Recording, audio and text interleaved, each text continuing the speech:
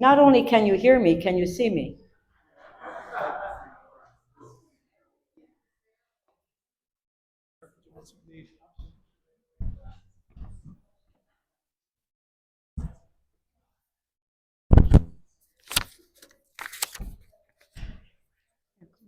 Oh.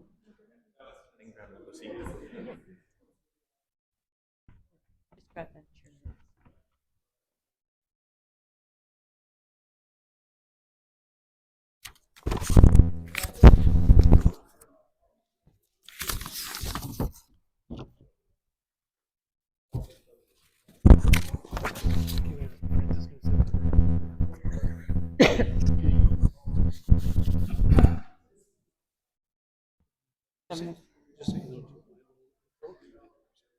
Yeah, introduce everybody. Okay, if we can take your seats and we can start the meeting. I want to thank everyone for attending this town hall meeting, and I want to thank the Weston Baptist Church for allowing us to have this meeting here this evening. It's very difficult to find community space where we can have a meeting like this, and thank you to the church for allowing us to use this facility. I'm Councillor Nunziata, and I'm here with officers from 12th Division, and I'll have the Superintendent, Paul MacIntyre, introduce everyone. But I just want to give you an update on what we're doing in Weston. It's not just Weston, it's the whole city, and it's all in my ward. As you know, we've had a number of homicides in break and enters in Ward 5. It's happening throughout the city. A lot of carjackings, protests where, as you know, whenever there's a protest in the city, officers from all the divisions have to go into where the protests are, so which means that we don't have the number of police officers in our area. So that's also a challenge. Now, what's happening in Weston in particular, we've had with the Toronto Police Services, and we had a prayer walk a few weeks ago with a number of faith leaders, and we walked along Weston Road, and it was pouring rain, but it was very successful. We had about 30 people that attended this prayer walk, and I want to thank the faith leaders and 12th Division for hosting that walk. I think was very, and also the neighborhood community officers. As you know, we have neighborhood officers here in Weston. Every ward has two neighborhood officers in priority neighborhoods. And I can tell you the neighborhood officers that we do have here in Weston, and we have one up in Rockcliffe as well, that they're around in Weston and they walk along the main street. And as a matter of fact, they spend every Tuesday there at the BIA office meeting with businesses or residents that want to go in and talk to them. So they're available that way. And they are extending, it's my understanding that they're extending their hours as well. That was mentioned at one of the meetings. So they will be extending their hours. Break and enters, we've had a lot of break and enters, not in Weston, but in the Maple Leaf area. For example, Rustic Bakery was broken into 3 times. And what they did, they broke the windows, the doors, they went in, and they stole their POS, which is the point of sale, the machines that are on the counter, and they steal them, and then they're able to access the password and actually take money. So they were broken into 3 times. So we had another business at Keel Maple Leaf that were broken into as well. So that's happening throughout the city. And we did host a meeting, a town hall meeting at the council chambers a couple months ago. We invited all the BIAs, and we talked about with the BIAs how we could improve the area and how we can work with the police as far as businesses on the main street. Try not to keep clutter in your windows. You have to have clear vision. If the police are walking on the sidewalk, they can't see inside your business if there's something happening illegal. So it's good to keep that clear. And so this way they're able to see if there's anything going on in your business. And that was one thing that we discussed in the council chambers that day. And as well as 1901 Weston Road. Thank you to the Weston Residents Association is that we had a meeting with all the tenants at 1901 Weston Road, and I'm pleased to say we had a very good, presence at that meeting. The tenants attended, and they are going to bring in a new house unit at 1901 Weston Road, and they're also going to upgrade the safety measures for the building. And there's also other that we're working on as a community garden. And I did move a motion at council that when that building was originally built, it was a seniors residence. But over the years it changed, so it's not a seniors residence. So I did move a motion for Toronto Housing to go back and bring seniors and make it a seniors residence, because it's very difficult for some of the seniors that are living in this building when you have other people living in it and where we have a lot of criminal activity. So we're working on that. And I know the BIA held a meeting a couple weeks ago with the businesses, and they're working towards that as well. What I want to say is that it was brought to my attention, and it's not part of my notes here, but a few years ago on Falstaff Avenue, we were having issues along Falstaff. So I worked with the Toronto Police Services, and what we were able to do, and I worked with the chief at the time, is to get some cameras on Falstaff on the street. There was a lot of there were a lot of challenges to get approval. You need approval from Toronto Hydro. You need approval from all these people. We finally put the security cameras, so there are cameras. Good news is that we are going to look at putting them up at Weston Lawrence as well. So we're working. I'll be working with the police services and working with the appropriate staff, and I think that would be a good location to have it here at Weston Lawrence. It's been very successful on Falstaff, and I think it's important if we have it at Weston Lawrence as well. So I'll need the support from the BIA, and I'll need the support from the residents.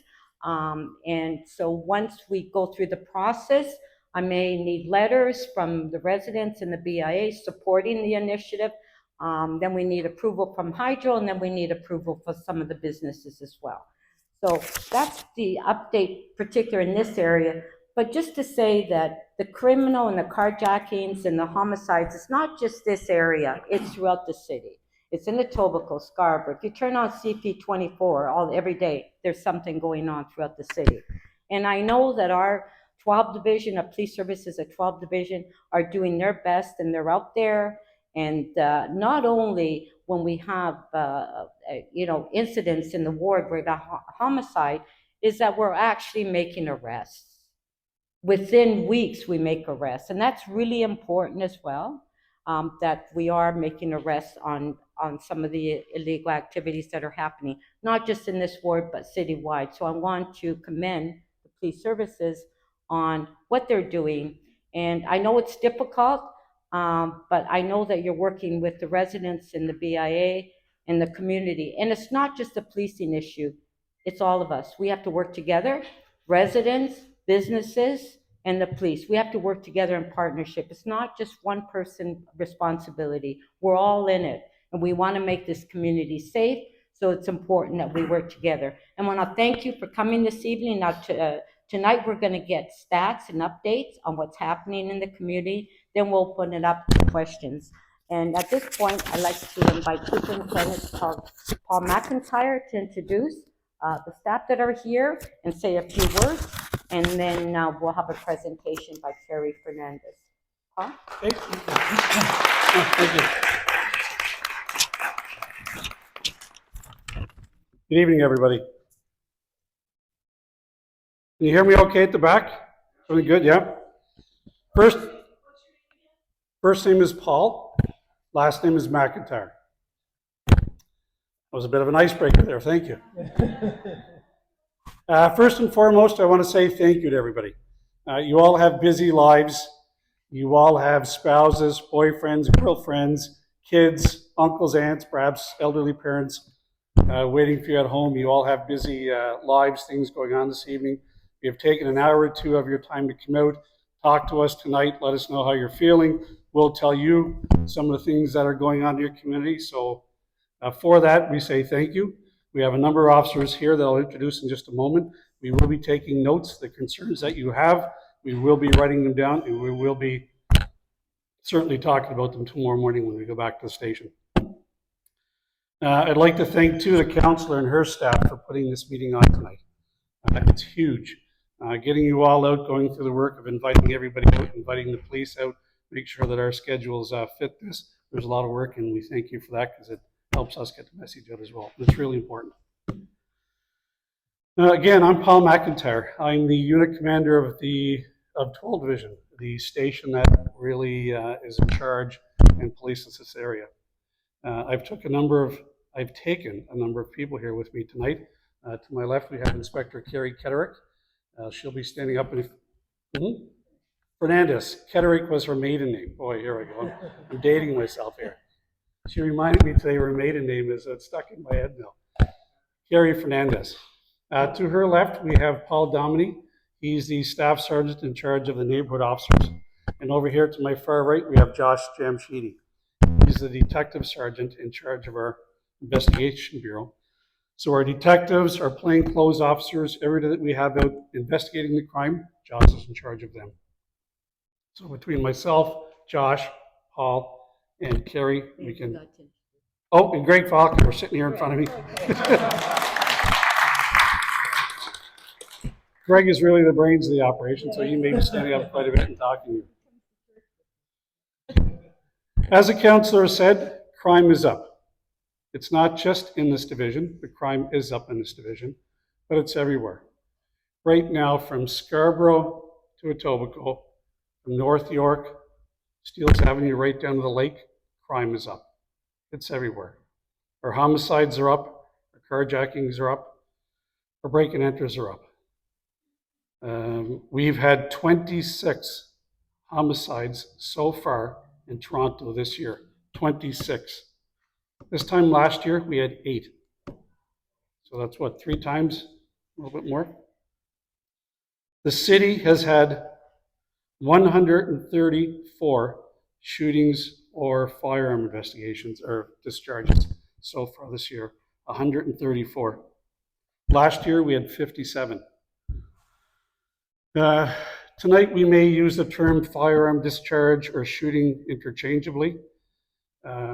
Just so that you know, a firearm discharge is when somebody fires a gun and it doesn't hit anybody.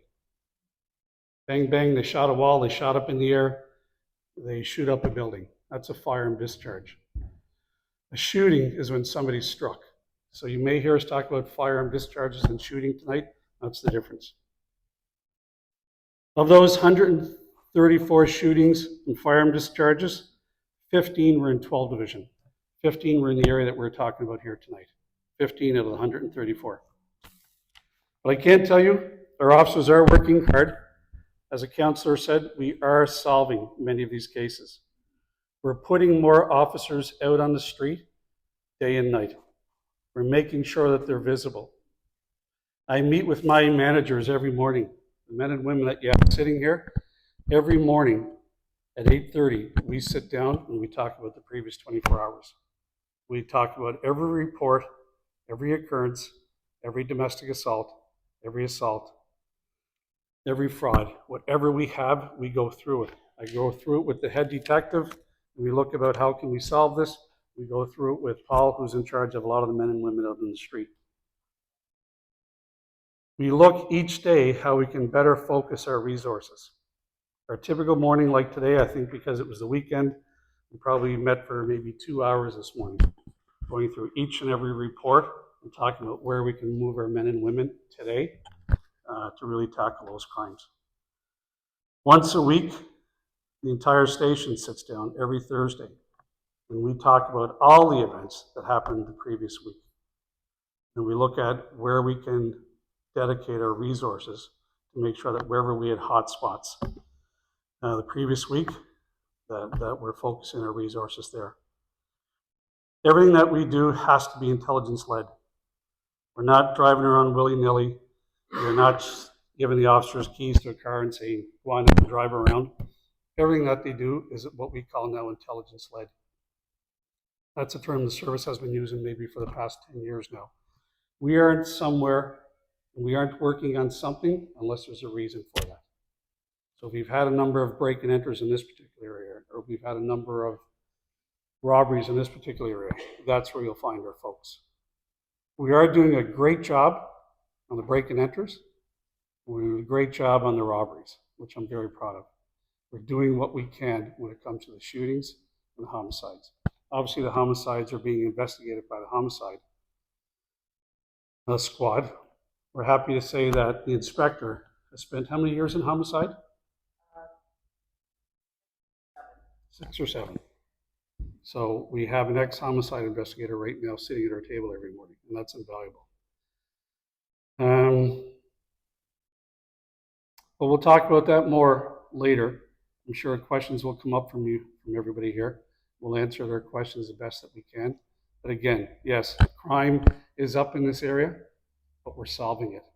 If you compare us to some of the other divisions, we're actually doing quite well. We really are. The men and women in this area are doing a good job, but where we are right now is we have people that want to shoot each other over postal codes. Because where you live, they want to go out and shoot somebody because they live in another postal code. It's crazy. And a lot of you are probably going to ask us tonight, what can you be doing more? We need more of this, we need more of that. I can tell you right now that the police department is doing as much as we can right now. We have to change the mindset in the community that you don't want to shoot somebody just because they live in a different neighborhood. We are right now putting more effort into what we call focusing our resources upstream. Chief Demke right now is speaking to us all. Get in with the kids. Talk to the kids. Make sure that if we're now talking to the younger kids that are 8, 10, 12 years of age, that we are talking to them about staying at a crime. But that's what we call upstream, so that when these kids get older, downstream, hopefully they're not involved in that sort of crime. We have 2 officers at the back that are sitting here. That's kind of their daily business, is taking care of the kids and making sure that the kids are safe. Do you guys want to stand up for a minute? Stand up.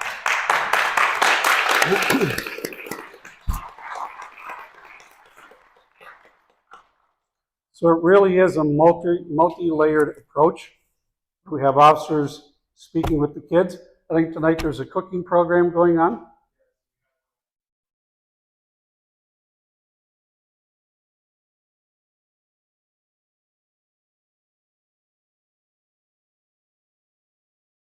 Yeah. That's amazing. So we have officers right now that are helping kids learn how to cook meals. We have officers right now that are helping kids get their driver's licenses. We have officers right now that are helping kids in sports, helping kids really with their homework. It's a big range of things that we're doing as a Toronto Police Service.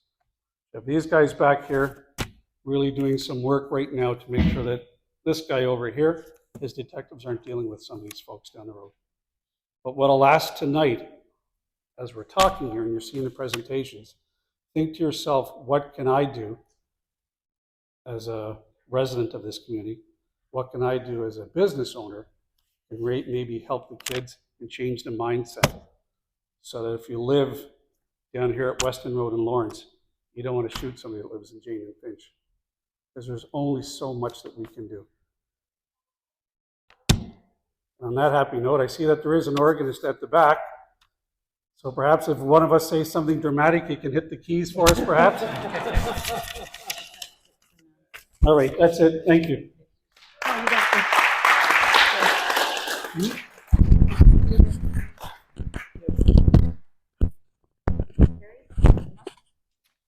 you can do your presentation. Thank you.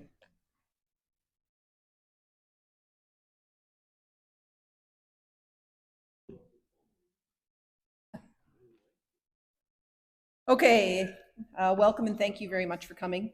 I'm Keri Fernandes. I've been recently transferred to 12 Division. Prior to that, for the past approximately a year, I've been going as the duty inspector around the city. So part of the job of that is to go to all of the high priority calls within the city of Toronto, whether they happen out in Scarborough or they happen here in the West End. So I attended the homicides, I attended the shootings, I attended the robberies. I saw how the communities are impacted across the city and how frequent and violent some of these offenses are. For that, I was strictly a homicide investigator. So the fact that we've had 3 homicides here in 12 Division this year isn't lost on me. I may have a little more insight into how those investigations are conducted than the general public. And we'll go into each of those individual calls a little bit further into this presentation. The purpose of this presentation is really to provide an overview to you about what's going on in the city over the past, really I sort of focused this presentation on 2024 occurrences and some of it into recent trends within the past month. I brought with me the experts from within our division, Paul Dominey and Josh Jamshidi, who can both speak to their specific units and may be able to provide a more detailed analysis about what's going on.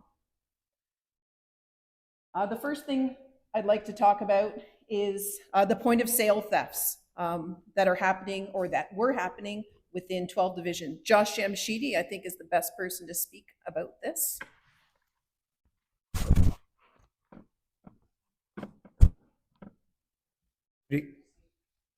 Sorry?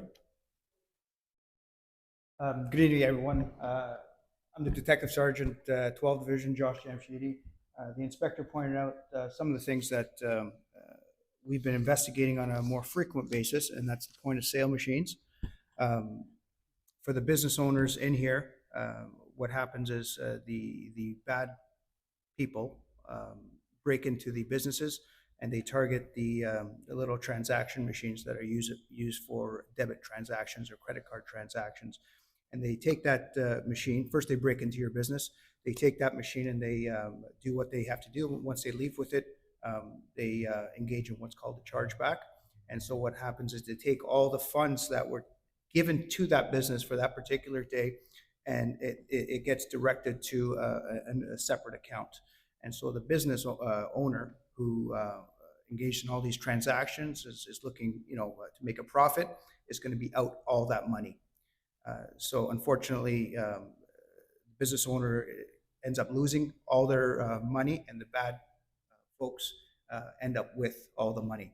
So these are more frequent occurrences that are happening, and it's really picked up from, it's always been on our radar, but more frequently starting last October, and it's increasingly been getting more and more and more.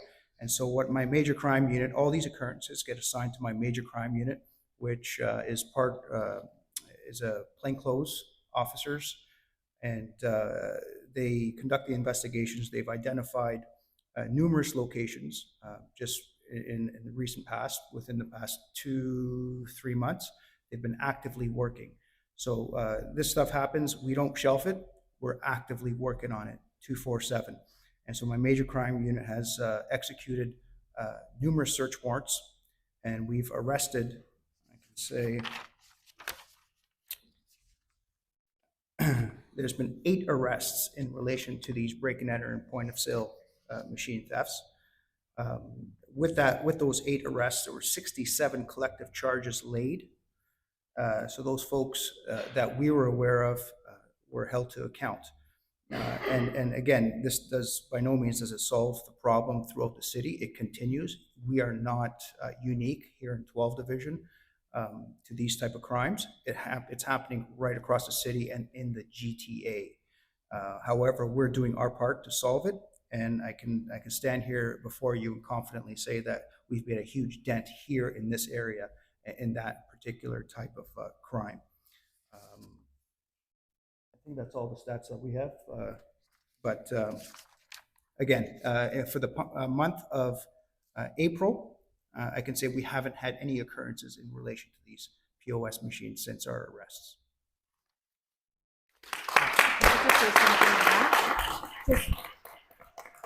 As I mentioned earlier, Rustic Bakery had that. And when we had the police, actually Paul Dominey, we went down to the businesses. So what we're telling the businesses, most of them are keeping the machine on their counter. What they should do at night is take it and lock it. Lock it in the back room, lock it in the vault. So people, if they want to break and enter, they don't see it on your cabinet. So that is one of the things we're encouraging businesses not to keep it open, because if the thieves come in and they see it, they're going to break in and steal them. So to keep them locked. So for all the businesses, don't keep them where people could see them when they're walking by. I just wanted to make that comment.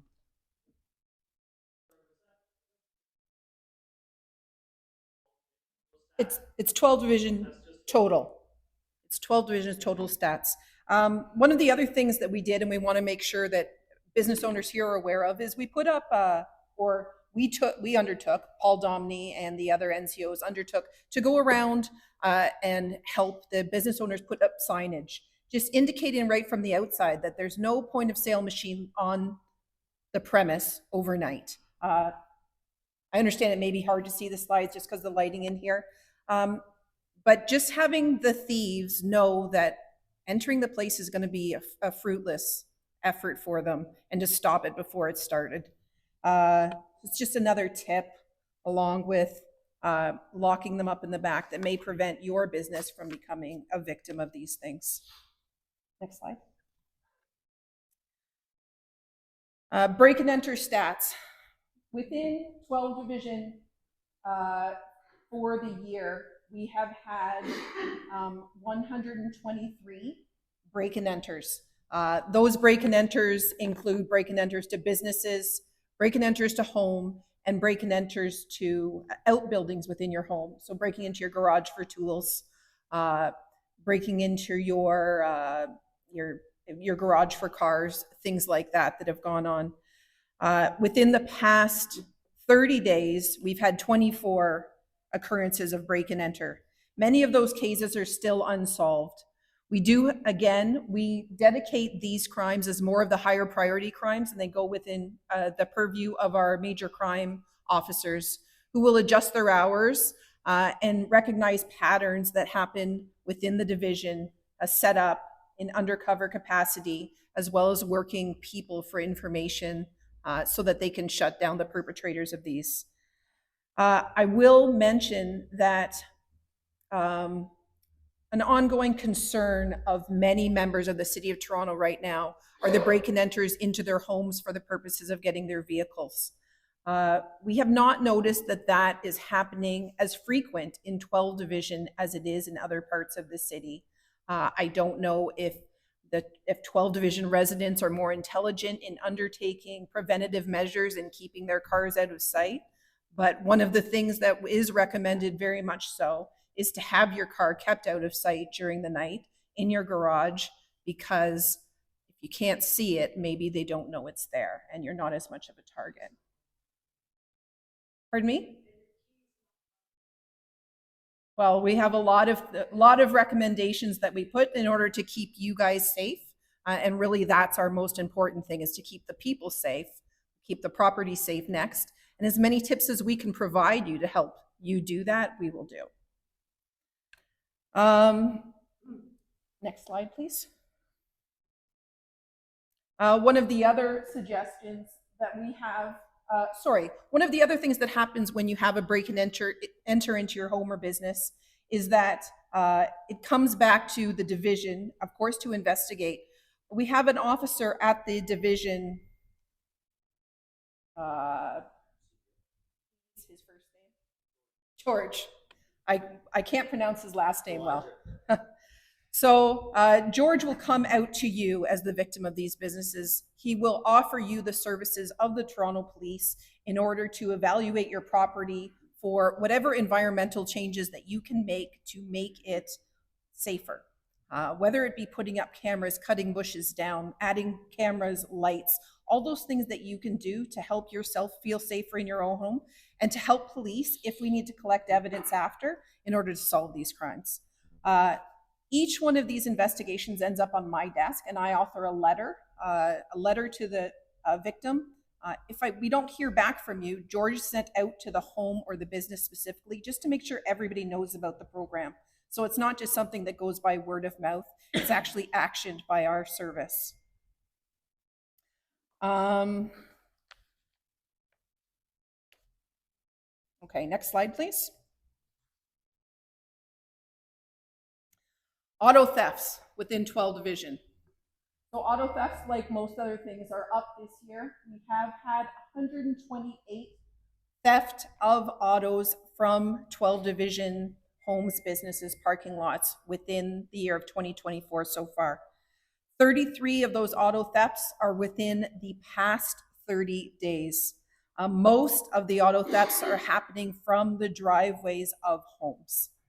So my personal request to you is if you can put your car in a place where a person cannot see it, please do so. If you have the availability of underground parking or garage, keep it there. I've listed within the items here, or the slide here, the most popular cars. The reason I did that is because you are our eyes and ears out there. And I know when I'm driving on the road at 4 o'clock in the morning, listening to the radio, and not 680 News, I mean the police radio, there is often a neighbor calling in that says, there's somebody in my neighbor's driveway that's fiddling with the door. I think they're trying to break in. I think they're trying to steal the car. That's how we solve these. So your phone calls in really help us. Don't consider them to be a nuisance. Report it to us. We can act fairly quickly, and the more of these people we can shut down, the better we are for getting all these cars back. Next slide, please.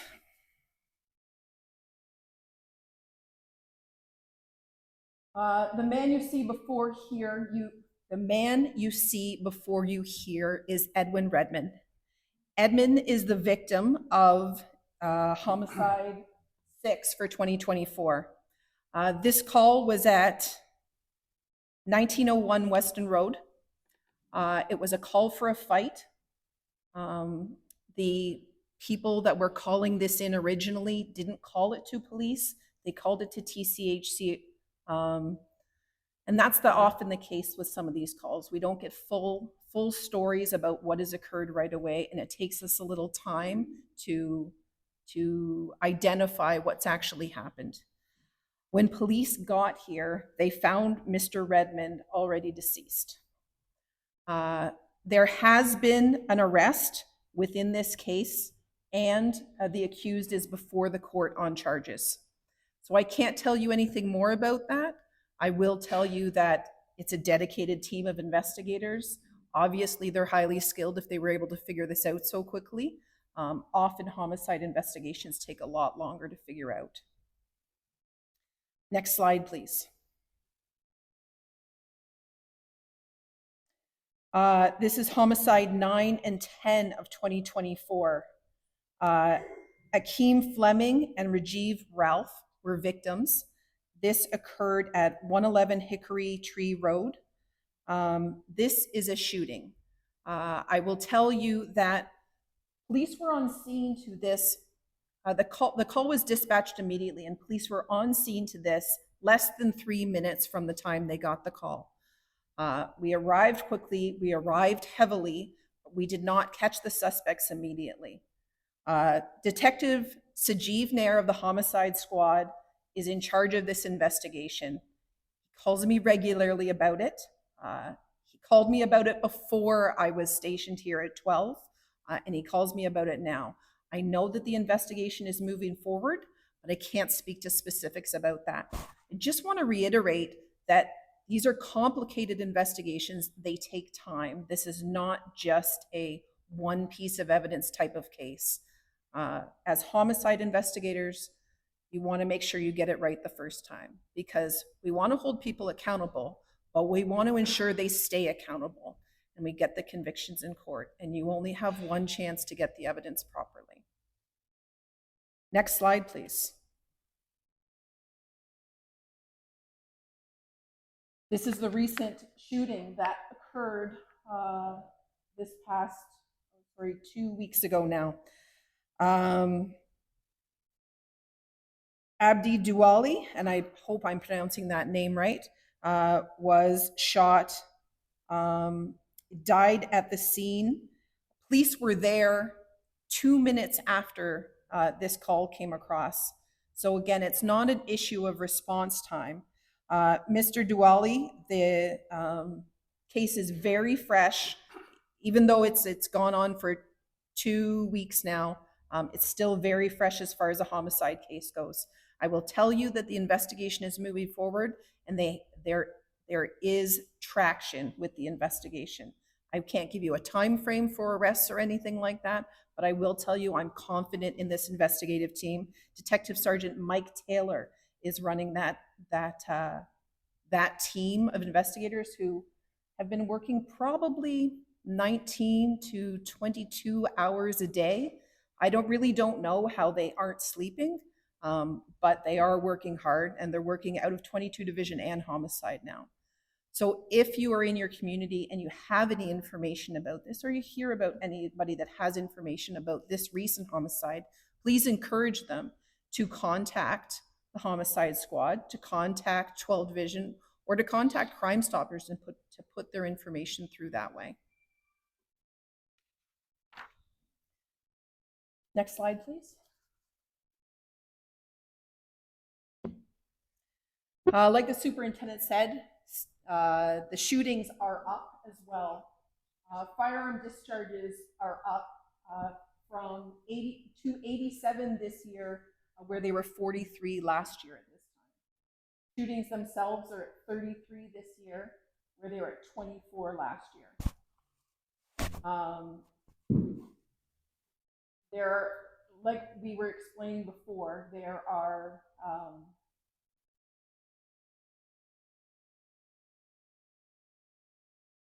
injuries. These stats, sorry, are pulled off of a different database. But every shooting will have an injury related to it.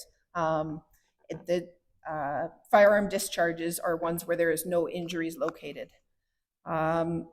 The TPS has a dedicated squad that are just for shootings. It is outside of the division where we investigate it initially, and we assist the central shooting teams in their investigation.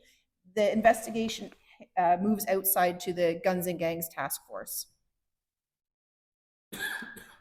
Next slide, please.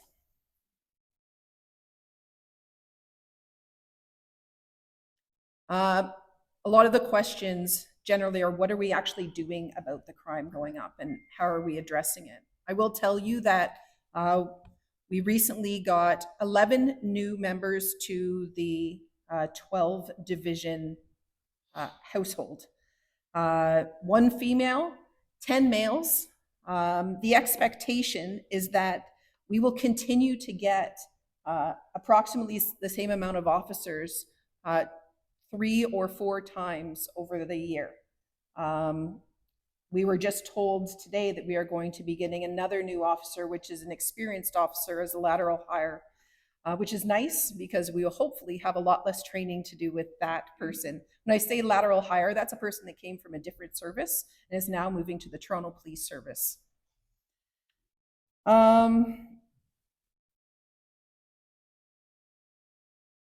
So the new officers are on a rotation of training with a coach officer, and then they move through training at traffic and learning about our traffic initiatives and traffic programs within Toronto, and also working with our neighborhood officers and working through the neighborhood community officer program. Speaking of the neighborhood community officer program, if you could flip to the next slide, and Paul, you come up and speak a little bit about that. Paul Dominey is the staff sergeant in charge of the neighborhood community officer program, and he's going to talk to you about finding my NCO. Exactly. So I know a lot of people here. Thank you once again for having us. Last year's meeting, I gave a whole presentation on just NCOs, what they do, rather than going through all that again this year because it's a lot of the same faces. I think one of the most important things that we need to discuss is how do you find your NCO officer? And if you go to the Toronto Police website and go find your NCO and just punch in the neighborhood that you're in, for instance, if you're in the Rustic neighborhood, and I will go through the 4 neighborhoods that we do actually have officers in. So Rustic, which is the Falstaff area, we have 4 dedicated officers specific to that neighborhood. Beachboro, Greenbrook, we have 4 dedicated officers specific for that neighborhood. Obviously Weston, Once again, we have 4 for here, and I know we're talking a little bit more about Weston tonight. So Alex Benny, Cherry Atkins, Brian Davey, and Colin Patrick. They are your NCO officers for here. And then Rockcliffe Smythe, we have 4 dedicated officers down there. So, and how it works is they work seven days on and 7 days off. So you'll have 7 officers that are working, or sorry, 2 officers that are working for those 7 days, and then the next 7 days, 2 other officers are working, and they communicate. They send emails back and forth to each other to make sure that if you have a concern, that concern gets passed on to those other officers. The expectations of these officers, and I haven't gone through all of this. I'm just gonna, we're putting the officers up there, which is good. Yes, perfect. At the same time, I also make myself available. I'm the Monday to Friday guy. I usually work 8 to 4. At any point in time, you can email me, you can call me at 12 Division. All of my information is also on the TPS website. We also have a sergeant in charge of each of the teams. We have Sergeant Greg Faulkner here tonight. He's in charge of the team that's currently working. And he's a very experienced officer. He has 38 years on the job. I really appreciate that I said that. But anyway, there's pretty much nothing that he hasn't seen. So, through this, did I miss anything, Inspector?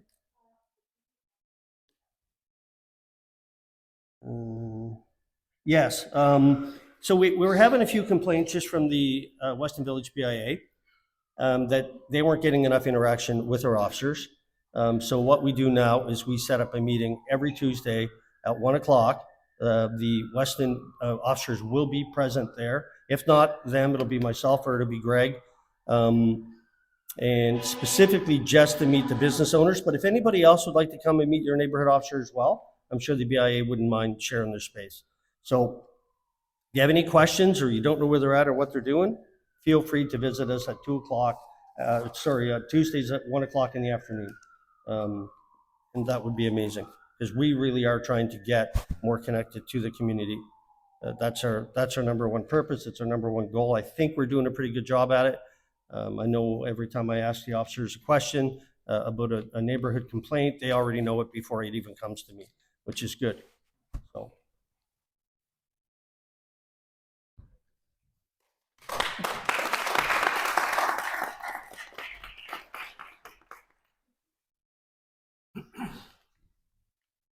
Okay. Put the next slide, please.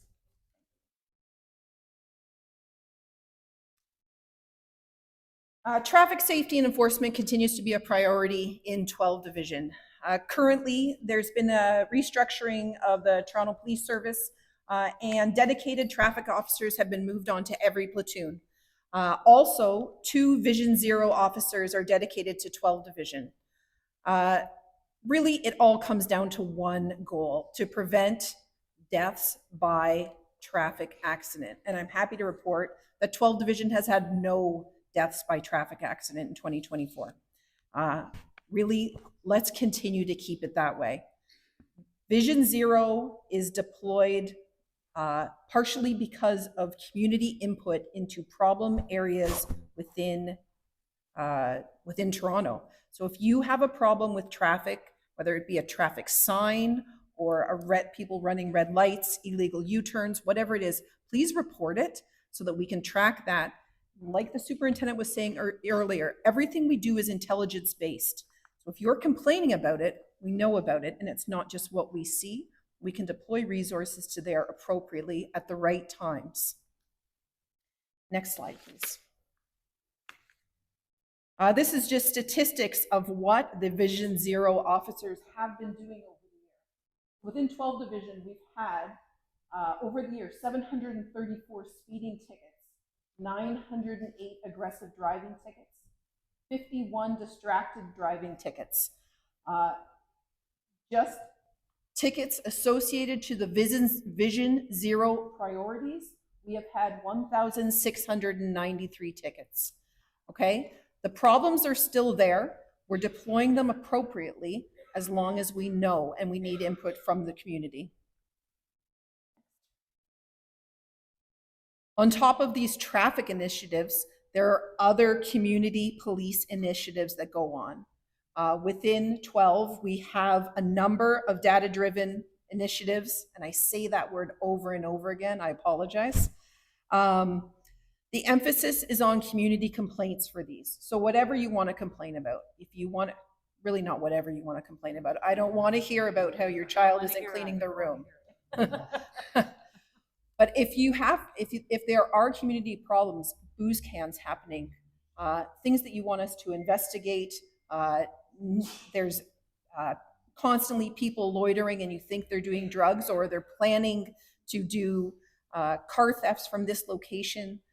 We want to know about those so we can direct the officers to go to it. When we have those community complaints come in, we create an internal call that each of our enforcement actions is logged on.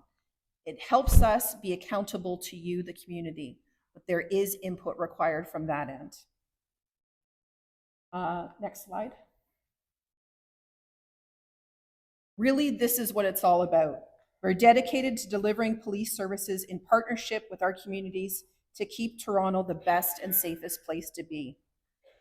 With a cop to pop ratio of 1 to 168, we can't do it by ourselves. We really need you. And for me, just seeing this many people here at this meeting lets me know that you're vested and interested in the community and you want to have a voice. So don't be afraid to share it with us. Thank you.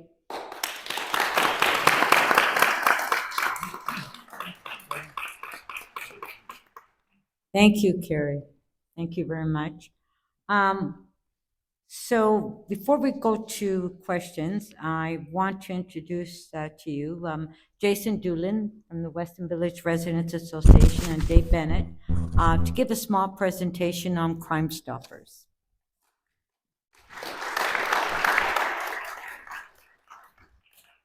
Thank you, Francis, and thank you to the police for being here to come out to our community to meet with us. And of course, thank you to all of you for being here tonight.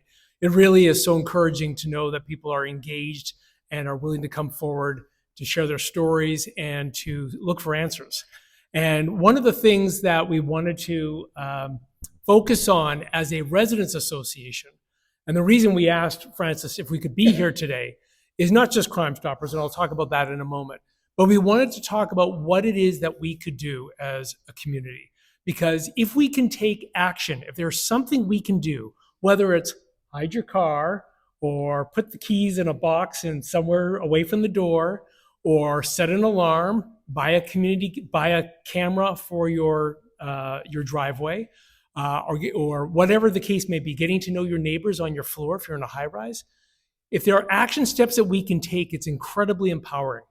And it allows us, it helps ensure that we don't all become victims of the perception of crime and the perception of safety.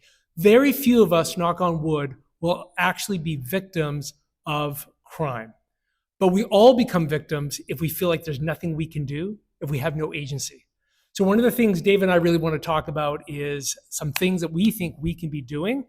Did anybody see a poll that came out on one of the Facebook sites talking about Crime Stoppers? We did a quick little poll.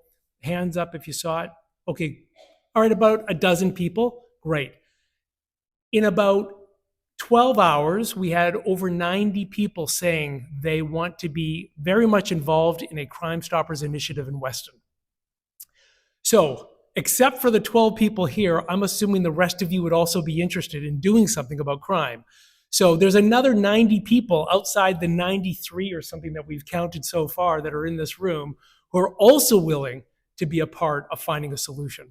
So keep that in mind as we talk about some of the things that we can do and the incredible effect that that can have. All right, so I'm with the Weston Village Residents Association. And next slide, Dave is turning my slides for me. One of the philosophy we came up with to guide us as a residents association was this. We just made it up. We're not crime experts. We just did a little bit of reading and trying to understand what it is that we can do. And the philosophy is that community is kryptonite to criminals. Now, kryptonite was that one mineral that even Superman could do nothing with. It just took all of his power away. So the idea here is that community, when we get to know each other, when we look at each other as we walk down the street, we get to know each other by name, as we watch out for each other, when we participate in community events, when we get to know our neighbors, when we offer them assistance. That kind of effect is exactly what the criminal element doesn't want. They thrive in anonymity. They thrive when there's a community running scared. People have their head down and don't want to look around. So just by showing up, by coming out into the community, by participating in events, by being here tonight, you are helping to build community, and there's lots of community events coming, especially from Mother's Day on. June is packed with community events. If you don't know about them, follow the councilor's newsletter or go on to Facebook. I know this sounds like it's off point, but I truly believe that when we build community, we are sending criminals a message. Okay, next slide, please. So what can we do? That's the theme of our presentation. Next slide. All right, so there are about 30 variables in the very boring documents that I read about perception of safety. Because again, we all become victims of this if we don't feel safe. So how do we create a greater sense of feeling safe so that we are emboldened to get out there and communicate and connect and be a part of each other's communities? So as I went through like the 30 different variables that some very smart PhD put together, we picked out these 6 that just seemed to make sense for Weston. Things like litter and trash. When people see that all over the streets, it looks like nobody cares. If nobody cares, there's an opportunity to take advantage of this community. So we keep an eye on litter and trash. If you live on a street, if you live in a high rise, if the lobby, if the sidewalk out front's getting littered, if you run a business, if the sidewalk out front is getting littered, we want you to take it upon yourself and just pick it up. Help tidy it up. Keep a broom by the door. That's what I do, okay? Greening, planters, gardens, well-maintained parks. These things also help bring people out and tell people that this area is cared for. I live within 100 meters of Weston Road. My front yard is a park. Now, most of you probably know exactly where I live. But I have a park directly in front of me, and I can tell you, if those park benches are kept clean, that park stays safe. As soon as garbage is allowed to clutter, there will be people sleeping there. It'll turn into a booze can overnight, and it'll be a mess. So it is about showing people that we care about our space. Next is visibility, lighting, sight lines, and shops. Some communities do something called a porch light campaign. I'll talk about that. We've talked to businesses and encouraging them to make sure that their windows are more clear so that you can see into stores. I don't know if you're like me, but I don't like going into a shop if I can't see what's on the other side of that door. I just don't go into it. There are businesses on Weston Road that sure, great businesses. I just have never been in them because I will not walk into a blind area. Maybe some people will, but I think this is something that helps safety and actually helps create more economic vitality in the area too. Graffiti, if you see it, I'm looking at Surya in the audience. She's talking about some of the, we had talked recently about some of the graffiti we saw on the walkway that goes over the tracks to the other neighborhood. When you see graffiti, report it. We've handed out a document before some of you came in, so before you leave, if you want a copy, we handed out a document called Who Do I Call? Really valuable document, and it'll tell you exactly who to call if there's a litter problem or a graffiti problem. Please take it on yourselves to report it. Maintenance, Dave's going to talk about what he's doing to help the community. Every one of us can be inspired by what he's going to share. And then finally, community events, frequent and engaging, be a part of it, get to know your neighbors. It not only makes you feel safe, it sends a message to the criminal element that this is a place where they will not get away with stuff. Next slide, please. So I mentioned the Who Do I Call page. I don't expect you to see it here. That's why we printed off, we printed off 30. I'm sorry. I had no idea there would be close to 100 people here. So this is available online, and if you cannot find it, reach out to the BIA. They put it together for us, or reach out to me or the counselor's office, and I will make sure that they can send it to you. Okay, it's a really helpful document to keep it. Contact at welcometoweston.ca, and we will send you a copy. Next slide, please. By the way, somebody's phone is pinging, and I just think it's hilarious. So I'm going to invite Dave up now, who's also with the Residents Association, and he's going to share a little bit about how he's making Weston a bit brighter.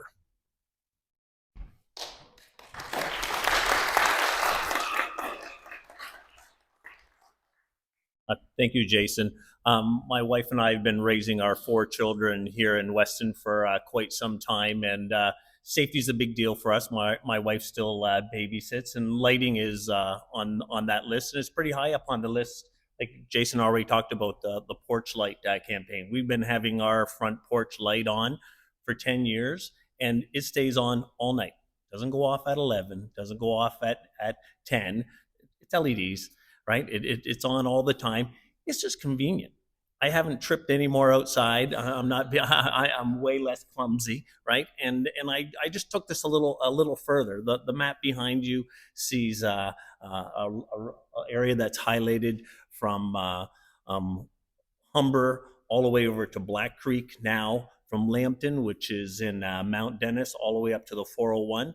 The Residents Association really believe in not in my backyard. We want to share, we want to grow. So this little project that I did included Mount Dennis and Weston. We had a street light that was all out on our street. And I reached out to the councillor's office, and of course they jumped right on it and took care of it, and then told me, you know what, it's not a 311 issue. I was shocked. I've been with the Residents Association for decades, and I didn't know that's not a 311. That's Toronto Hydro. And told me about the website. And so I started getting a lot of steps in, getting a little fitter this year. And so I walked all of those streets looking for streetlights that were out, and I reported every one. To my shock, they were fixed in 2 business days. It was awesome. Every night I went out, I seen my progress, and it was pretty easy to do. You just have to look down the street and see if a light's off and do a little walk and take a picture of a pole, and the website's great. You just have to Google exactly what I said, Toronto Hydro Streetlight. There's a map. It's pretty straightforward. You can do it at home. So I just take photos during my walk so I don't have to slow down my steps, because it's all about steps, and then report when I'm home, when I've got some time, when the kids aren't not needing any of my time. After that project was done, well, I noticed there's some sidewalks that, were tripping hazard or needed repairs. So I started doing sidewalk repairs. Thanks to Gino, he's probably sick of my reportings. But and I'm already seeing markings of them, marked to get done, to get dealt with. We all want to see progress, and that's why we're here. There's 90 plus here, like Jason said. And if we feel safe, we'll come out more, we'll engage more, and hopefully, the bad actors, as we call them in the IT world, right? They'll be less frequent. And can you go one more slide for me? So there's a QR code, but if you Google what I mentioned before, it's pretty easy to find, and it's pretty interactive, and I'm around afterwards if you want to talk more. Jason, yep. You're good. It's your turn.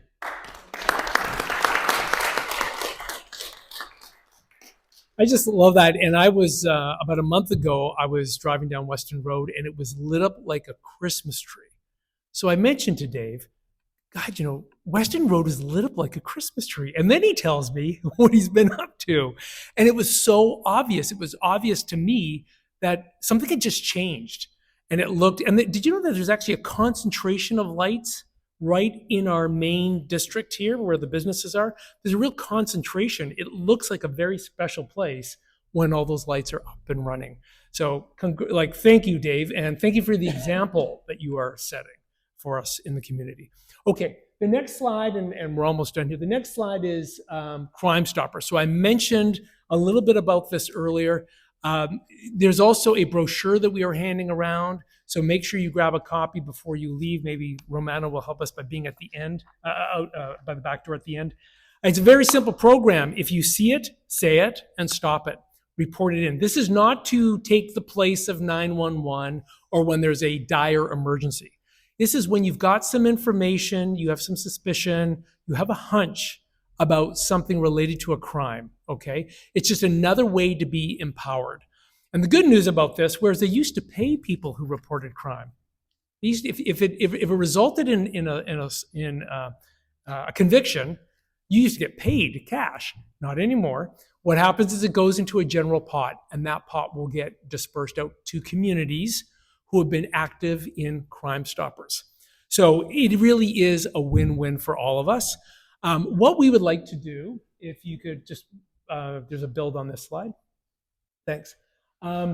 So on this slide, we've invited Crime Stoppers. We have a date set up. I'll show it to you in a second, where we would like to invite businesses, residents living in homes, residents living in towers, tenant associations to come together for a brief 40-minute presentation from Crime Stoppers. And then we will break into small groups and brainstorm.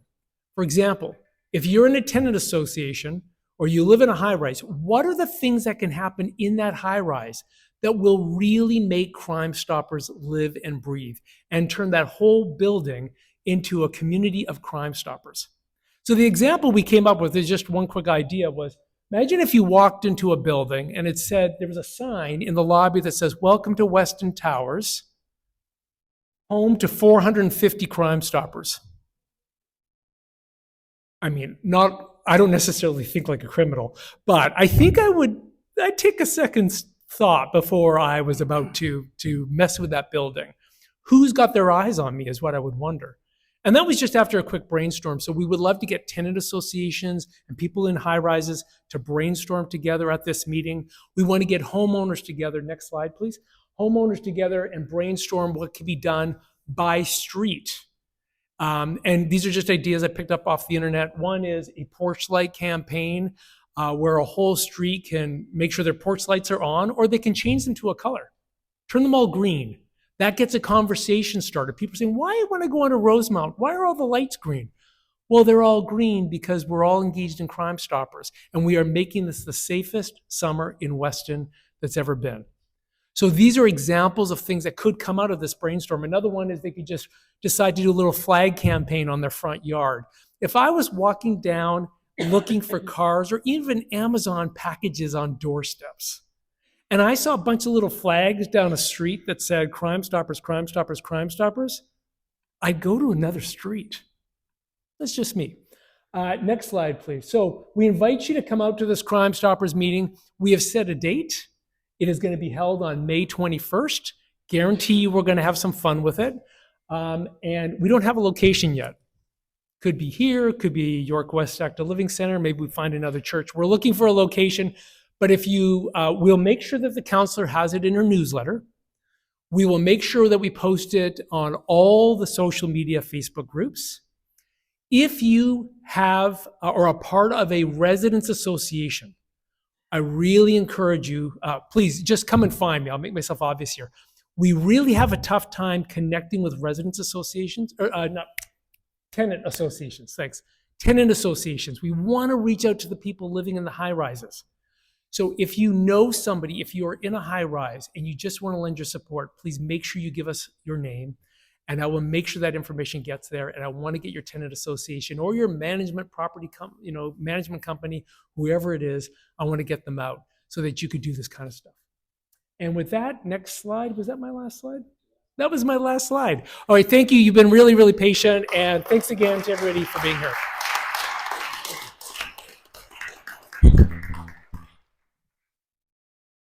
Thank you, Jason and Dave. So now we can open up for questions. So if you do have a question, if you can walk up to the mic, please, from the mic. And if you can just ask your question so we give an opportunity for others to ask as well.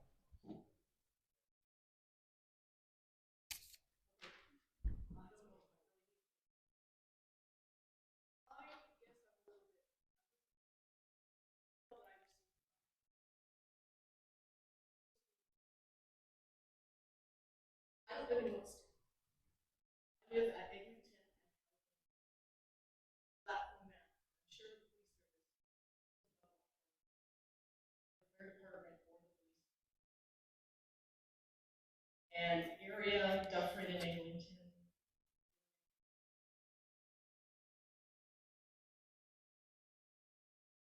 So I'm just wondering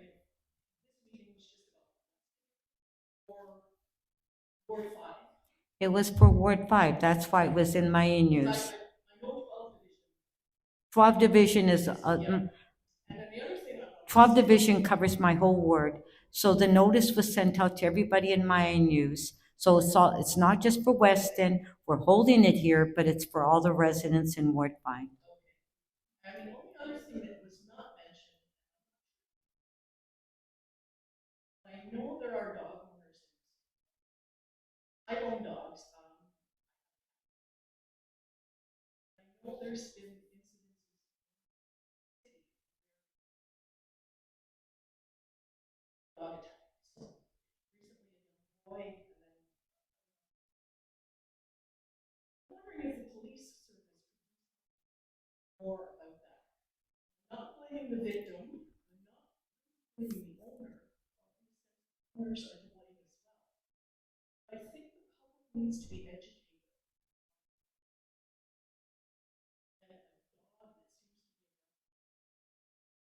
Okay.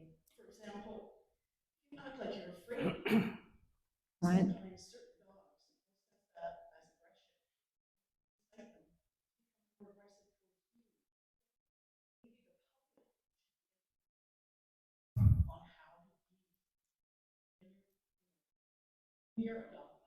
All right, thank you. I don't believe this is a policing issue. They have enough to do. But the city is now looking, and as a matter of fact, wasn't there a report that came forward today on dogs, right? And it's coming to committee. So when it comes and the city has these community meetings, I suggest that you attend them because the city is having community meetings throughout the city because of the number of dog attacks that we've had in the city. Next question. I was born in Weston around this area as well for a while. I moved out for over 20 years, back in the neighborhood the last 2 years. And just wondering about the residential kind of liaison committees for residents that do want to be part of fighting crime. My father had been a member of it for years. And I know in my neighborhood, that's one point. And then the other one, thank you for sharing where to call, who to call, because I know you've said report. I'm in an area where I see the cars come by. I don't know if it's a real crime. Who should I call? I know you guys are dealing with like some crimes, but if I'm seeing something happen, maybe in the park, like who do I call? Is that a 911 issue? Okay, do you want to answer?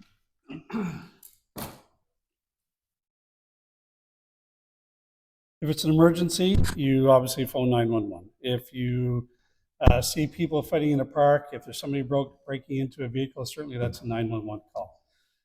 If there is what we would call a disorder issue with perhaps people dealing drugs in a parkette or in a park, that is something really that it's not a 911 call, and that's something that you report to your local division.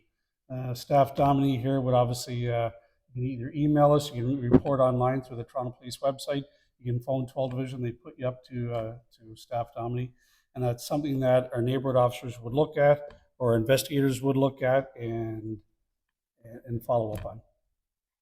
And regarding your question whether or not there's a community perhaps group you can join, we have what we call the CPLC, and there's some CPLC meeting members here.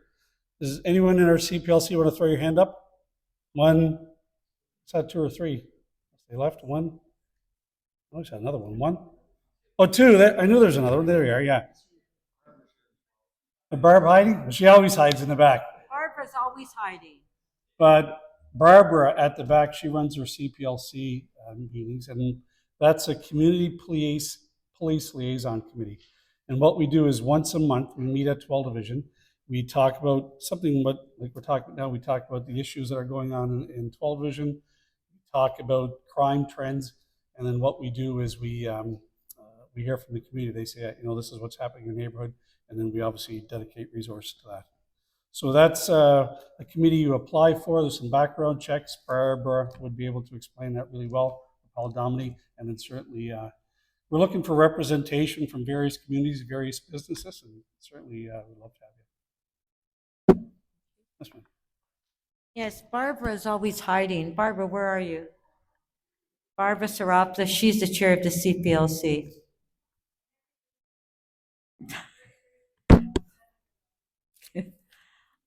Next question. Okay, go ahead.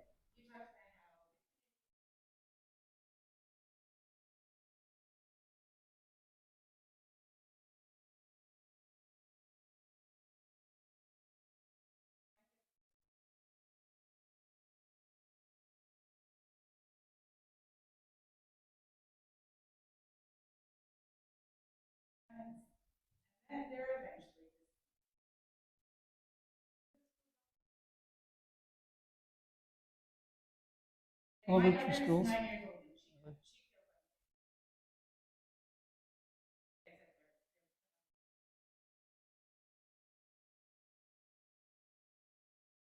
The issue, if there's yeah. Get closer to the mic. Get closer. The Yeah. All right. the issue is a lot of times if there is an incident where you're talking about a hold and secure, the schools have protocols to lock down, to dismiss the kids and all of it, as you know. Unfortunately, a lot of the schools don't really want officers in there anymore.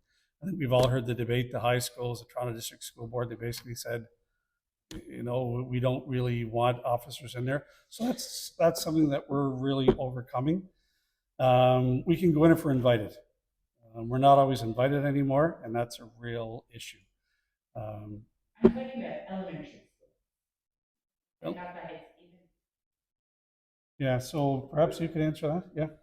So we actually do liaise with the elementary schools. And I think probably last year we had 3 invitations to attend and speak about certain things. I currently have one that's coming up in May. But if you would like us to come to your school, or your kid's school, I should say, if you want to speak to the school staff and ask them what it is that you'd like to see, they can reach out to us at any time, and we will accommodate them the best that we can. We have no issues going in schools. We just need that invitation. And we have some really, really good officers that are really good with young kids.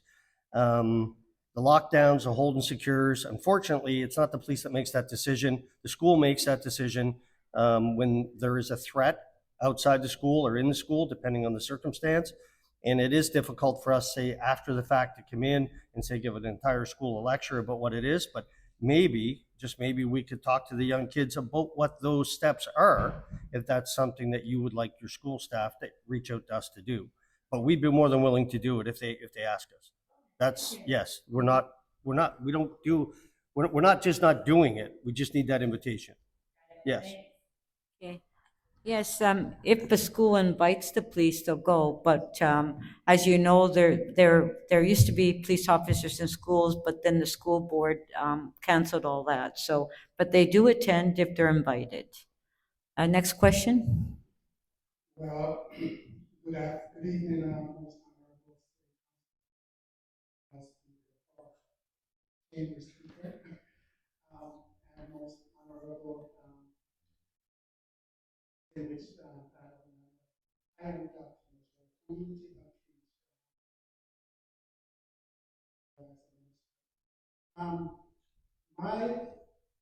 One of my questions is to maybe coupled with this,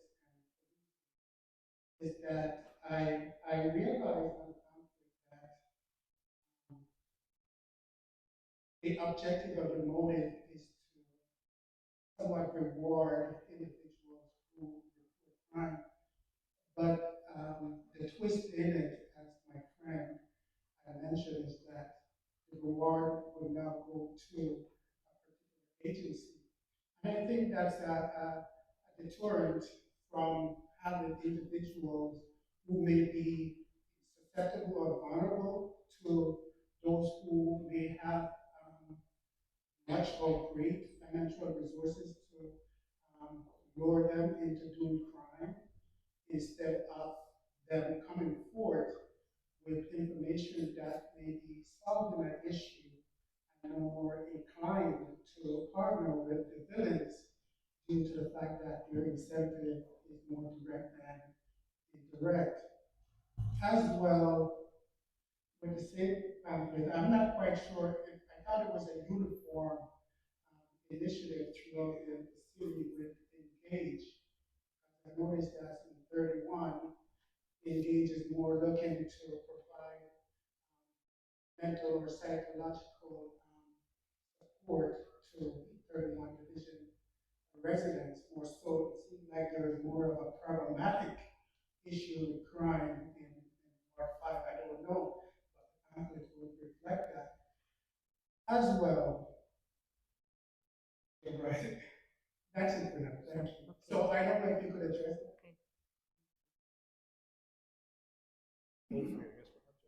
that. Quickly, it's my understanding that Crime Stoppers, which is works separate and together with police, did an analysis of the money payouts that went to individual persons prior to changing the payout system of how it worked. And since they've changed, there's been more money paid out to the community groups and back to the community than ever was to any individual persons. So it really is more lucrative to have the payout system from the Crime Stoppers organization happen in this method rather than in the individualized reward system that they had before.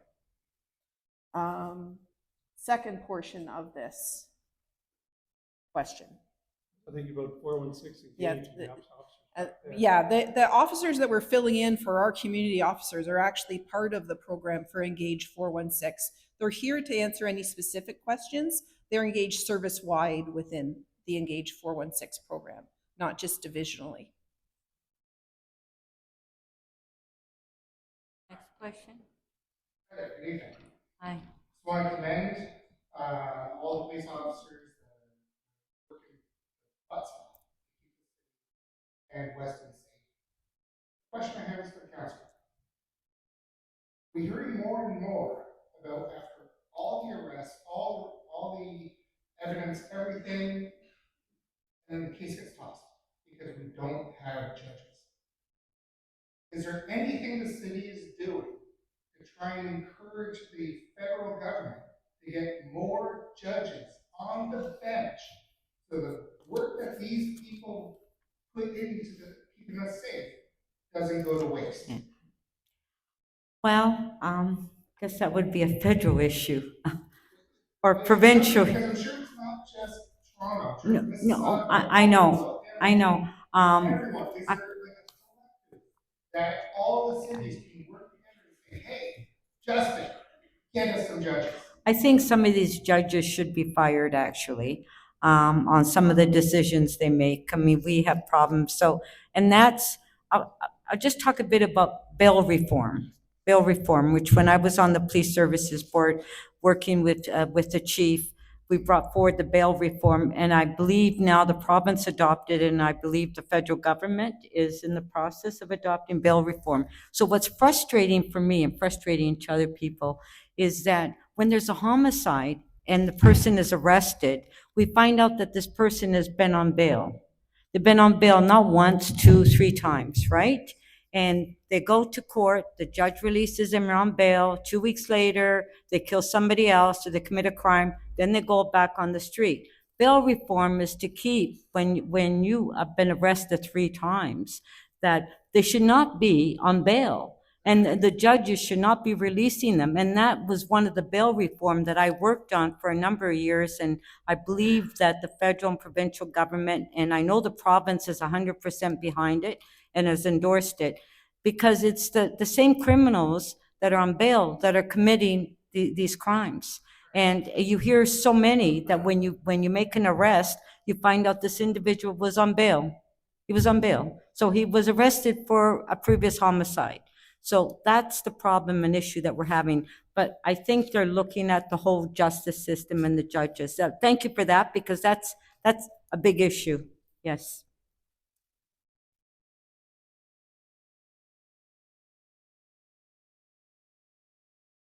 have a thought and a couple questions.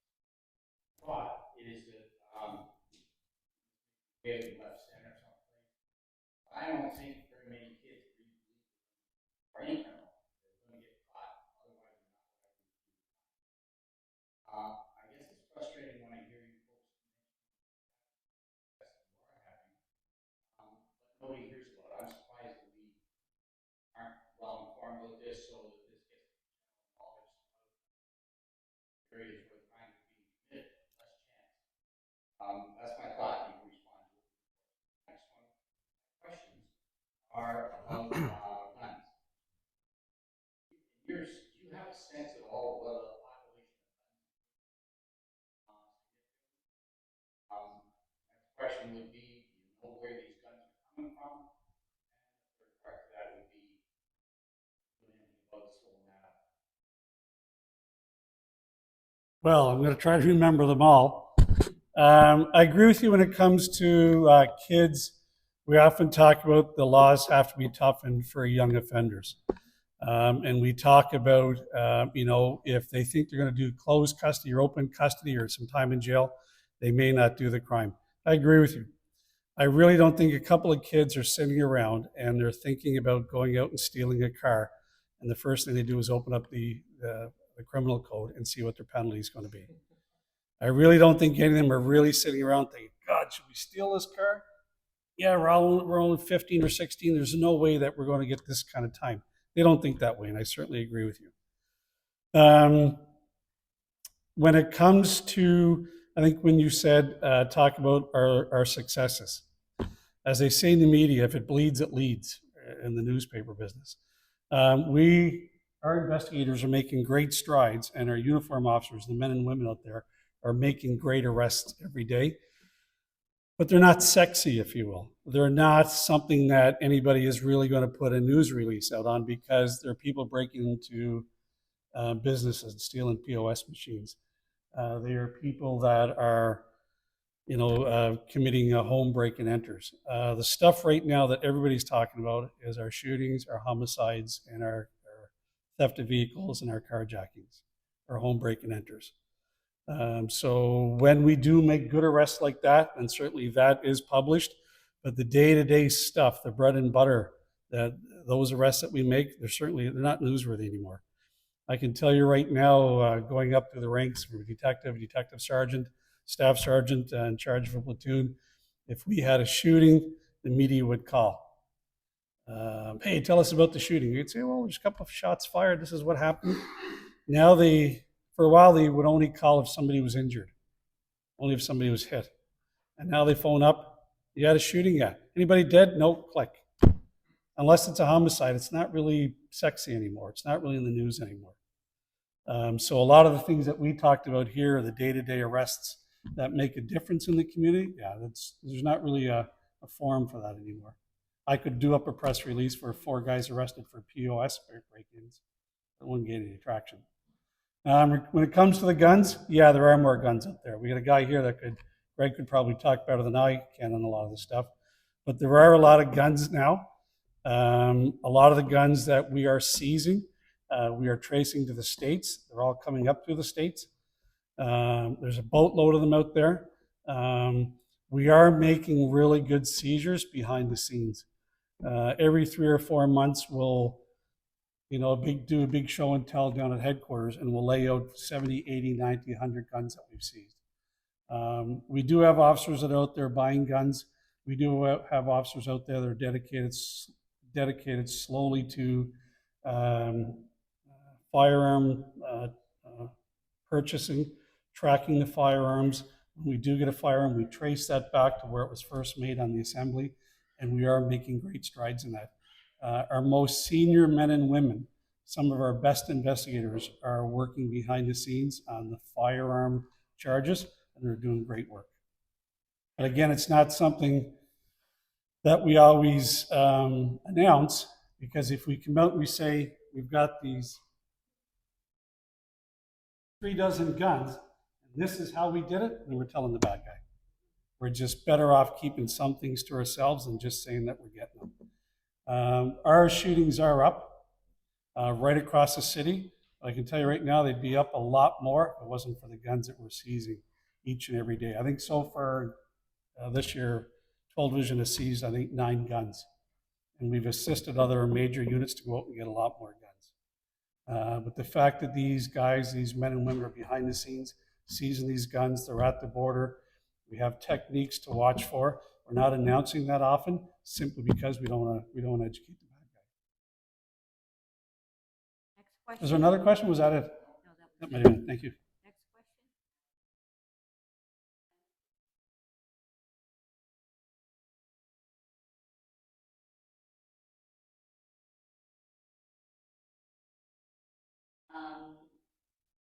And I have a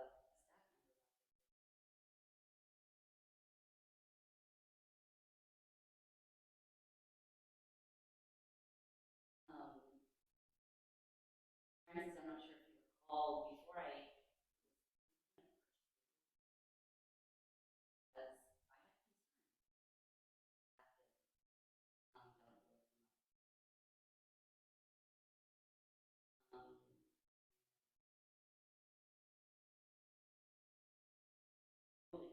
cleaning up the area.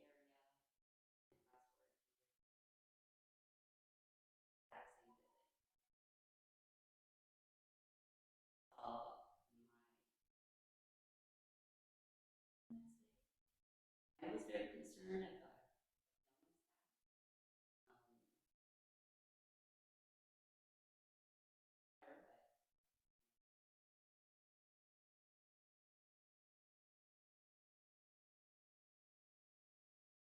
I would like an update on status of that.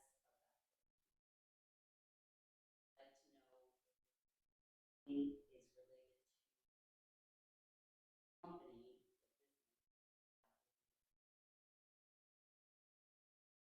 is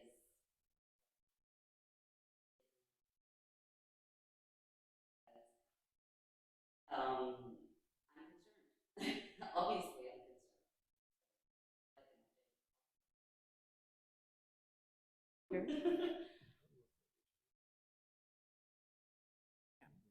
Okay, so you're talking about the business at 2 Rosemount, and I understand that there were some booze can concerns that were brought to people's attention in the past. So I can tell you that since then, officers went with bylaw. The owner there was charged, sorry, not the owner, the lessor was charged. The person that was running that premise was charged. They have been evicted. I understand that there's also been communication going back and forth between the owner of the property, who is now not going to be renewing the lease or allowing that person back into that premise at all. So I believe that that situation is done. You're asking about specifics for the investigation of if the homicide is related to that business. I can't give you a yes or no on that. I can definitively give you that it's in a very close geographical location to that, but that's information you already knew. I don't want to misspeak because I don't know all the details of that investigation. So for me to tell you that it is or is not related to the occupants of that, I can't definitively say that. And I wouldn't be in a position to until trial anyway. So that is something that will have to come out after people are arrested and they're held accountable for that. Okay?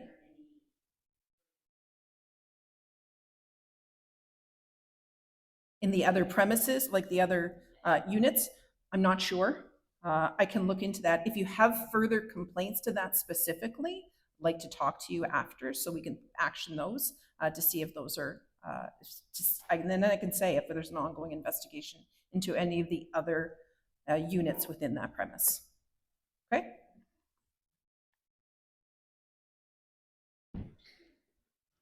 Hi, my name is John. I'm in the gym across the street called Johnny Rips. And my question was, could you please elaborate on the range of safety measures being considered or implemented within our community beyond simply augmenting police resources? In particular, I'm interested in understanding the allocation of budgetary alternative initiatives in safety and how these efforts complement or diverge from traditional police.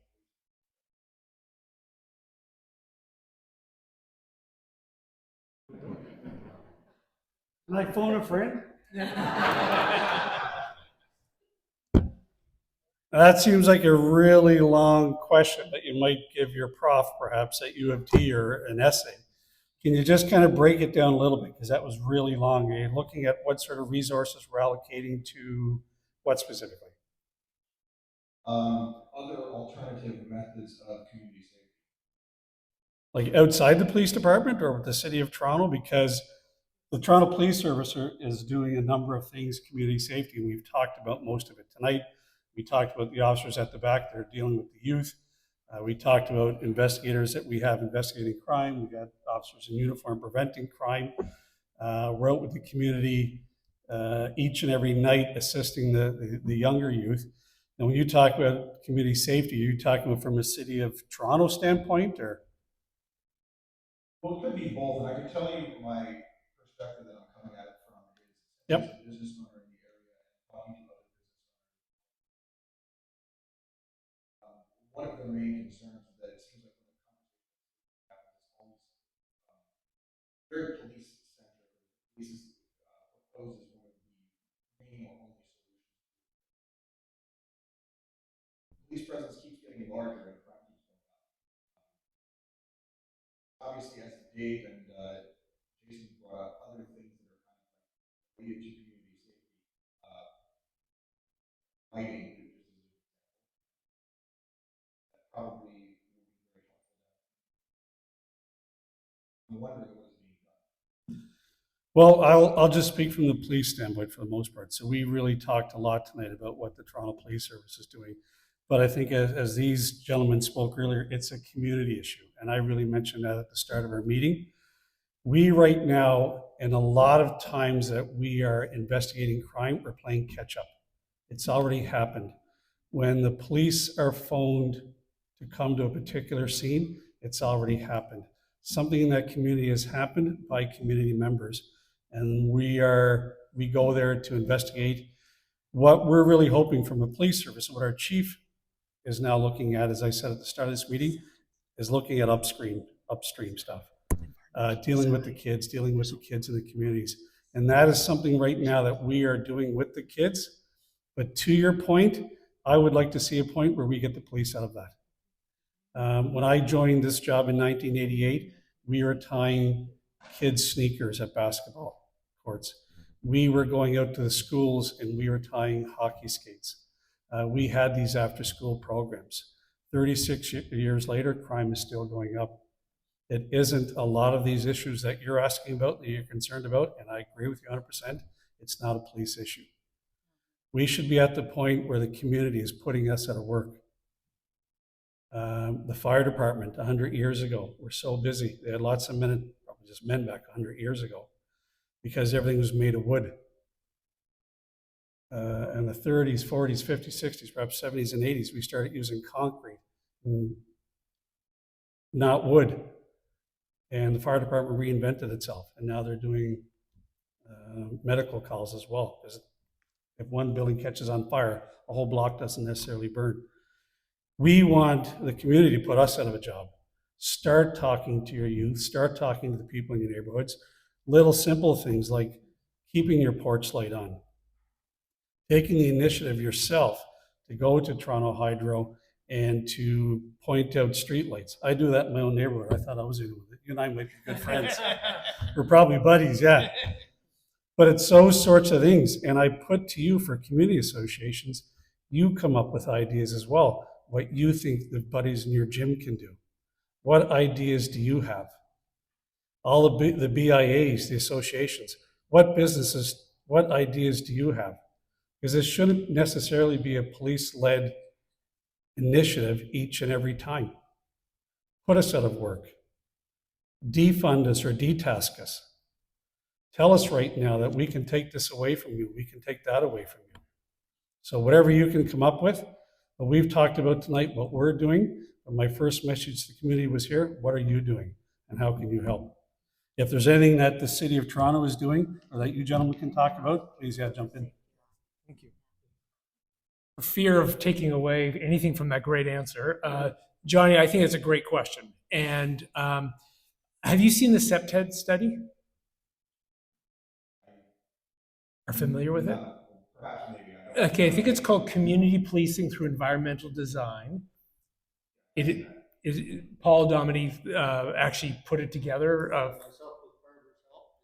Barbara's help, yeah. So about 4 years ago, 3 or 4 years ago, it gave me such encouragement. It was like, this is not a mystery. It's a puzzle. Puzzles have answers.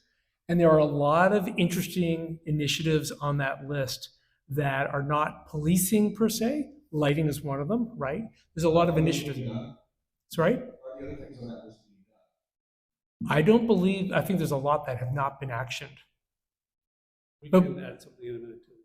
Yeah, so that was just, I just wanted to make sure that we were talking, that we both are familiar with that list. I would love for the Residents Association and the BIA to work together to action that list. But the last time I checked it, which was 2 weeks ago, there was a lot that had not been actioned. And I think they're just, it gave me great hope. It's like there are things that we can do. And that was part of what we wanted to talk to today. What are the things that we could do? So the door is open if you're interested in that. Talk about it. In fact, we'll talk about safety as well. With the City of Toronto, and it's really chaired by the City of Toronto, we're simply the sort of the vessel that it goes. SafeTO is running a news program specifically here with 12 Division and Weston CI, the BIAs of 12 Division and Weston CI, correct?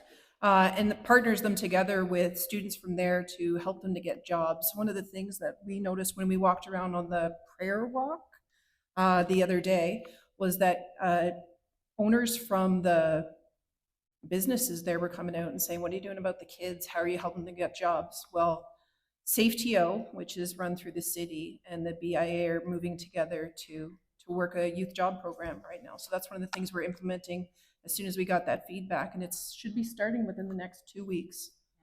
SafeTO is really sort of the leader that we have running our stuff and the community programs out, that we sort of tell them where we're having the problems, and SafeTO is filling in the gaps.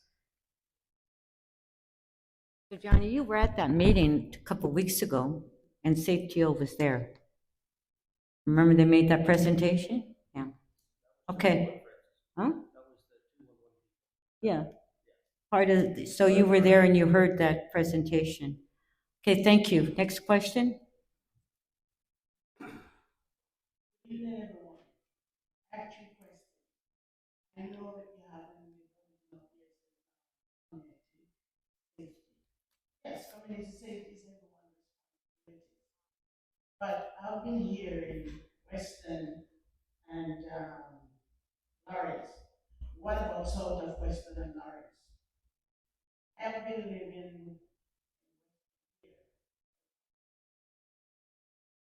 And a lot of things have been going on. Speeding. There's too much speeding going on from Edison down. Kids have been going to school. And because of the speeding, sometimes when I look up there, you're afraid for the kids to cross the street. That's one. Second question is, if you order anything and they drop it outside, it's gone. It's stolen. I have so many packages stolen from my front door. What I'm proposing and asking, the police, as they used to do before, come around once in a while, let our neighbors see that there is police patrolling sometimes. They used to come along at the back. None of that happened anymore. I know I was broken into, but Okay, they so didn't let's- steal anything. So let's try to make our questions short so we can answer the question. So what is it, what area are you saying that you, Living at south of Denison. south of Denison, so you're in the Mount Dennis area? Okay? Okay, if you can try to make your questions short so we can answer, because people asking questions. So we'll answer the question. So just, I'll start with the traffic complaint, because that is a big thing in this. First, speeding from Denison and Weston going down. Yeah, he's gonna answer that question. Right, so if you want to make a complaint about traffic or speeding, we are more than willing to listen. You can do it online. You can do it to the city councilor's office, who will immediately email me. You can actually call the station, ask for me. You can call one of the NCO officers that you find my NCO and tell them, and it will get back. And we will detail a traffic officer to go over there and conduct radar. And We just heard it now, so we'll talk about that. Right. Okay, second one is, why we used to have police patrols. We don't have it anymore. I understand that there's not enough police and there's not enough vehicles, but we are even down there. Well- And we are part of, this is part of safety. Well, the thing is, they just mentioned they have neighborhood officers. They're in all parts of the ward. And you cover We Mount actually don't have them Dennis in as Mount well. Dennis. Yeah, we don't, can go to but- Mount Dennis. Okay, so that's something that we can maybe look at and maybe expand the neighborhood officers. Thank you. No, I'm just saying we're gonna expand the neighborhood officers to go to Mount Dennis, because right now they don't go to Mount Dennis. So we'll expand that.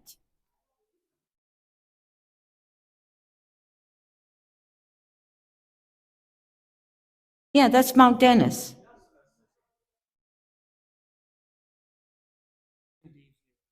Oh, on it. Okay, at the edge of Weston. But we do have neighborhood officers. You have neighborhood officers there. That's encompassed under the Weston neighborhood officer area. And if you can call them personally on the phones if you have an issue. Yes, I don't have it on me, but it's, I think we had it on the screen here.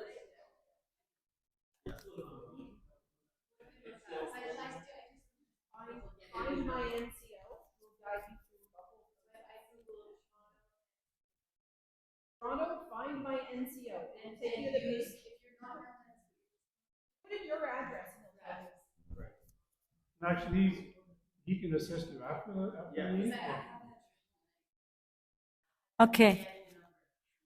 So if you want, after the meeting, if you have any questions like that, we can come forward and we can answer them. It's just that we have to be finished by 9 o'clock, and that's why I'm asking if people can keep the questions short so we can answer the question. Next question, because we're just gonna do 3 more, because unless you keep the question short so we can answer the question. Go ahead.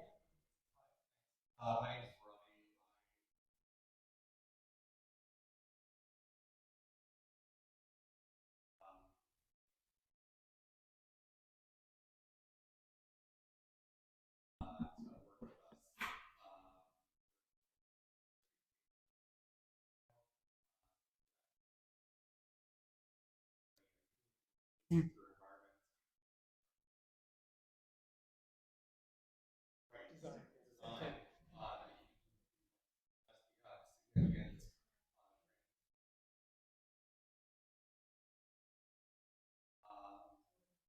Okay, so you want to invite them to your BIA, is that what you're saying? Okay, Ravi, I've been to several of your VIEs. Yeah. Your predecessors, Steve Cassis, and I would be more than happy to come. so, to so any why, VIE meeting. so why don't you put an official invitation? So okay, your question, because we have 4 people behind you. Yeah. kind of related to question about speeding, but more specifically with modifying cars that modifying offers and have those engines that are like super annoying and sound like I'm just like I work from home at the time, so when I hear the book was modifying offers, I was wondering like how effective.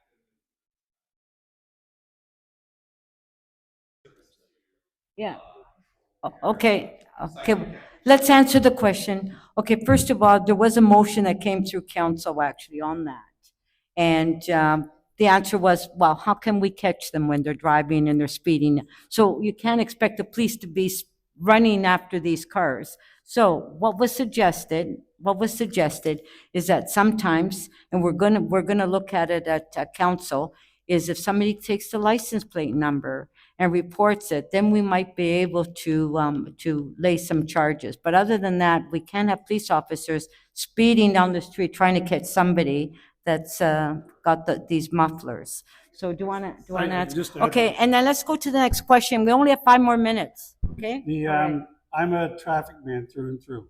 Even right now, as a superintendent, I'm driving around, pulling over vehicles. So, oh, he's walking away from me. I'm still answering. Are you listening? Yeah. So what you're talking about right now, we do have dedicated officers, as the inspector said. We have officers now dedicated to traffic enforcement only. Noisy muffler, it's going to start this summer. The guys will be coming out with their souped up cars, with their big noisy mufflers, the blue headlights. The officers that we have out there will be targeting those offenses.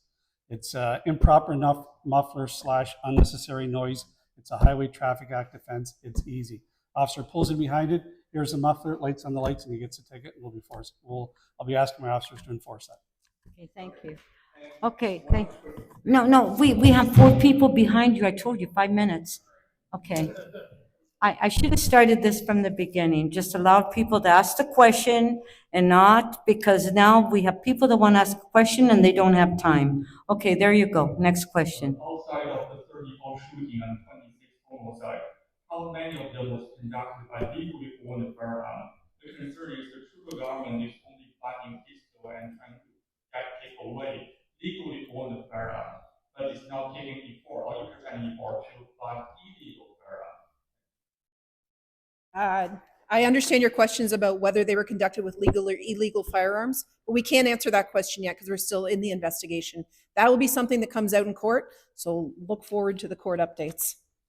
Is there any, if even there's one case of legally owned firearms used for those homicides? I'd have to look into that statistic. I'm sorry.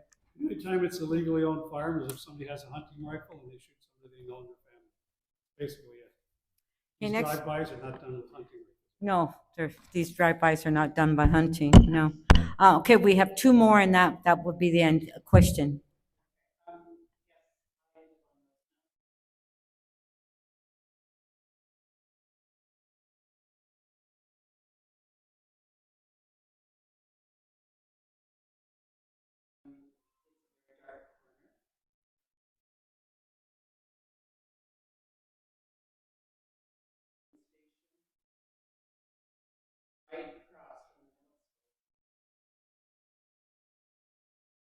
Mm-hmm.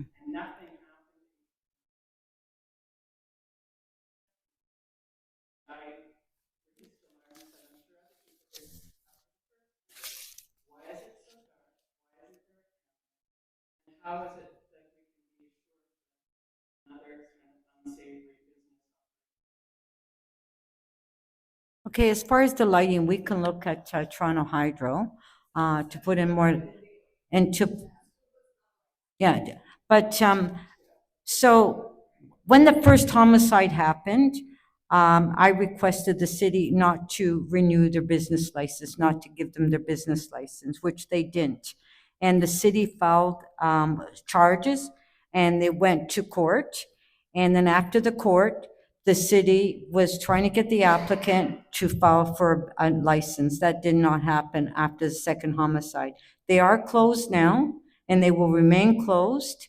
They closed because the owner, the individual was in rent arrears.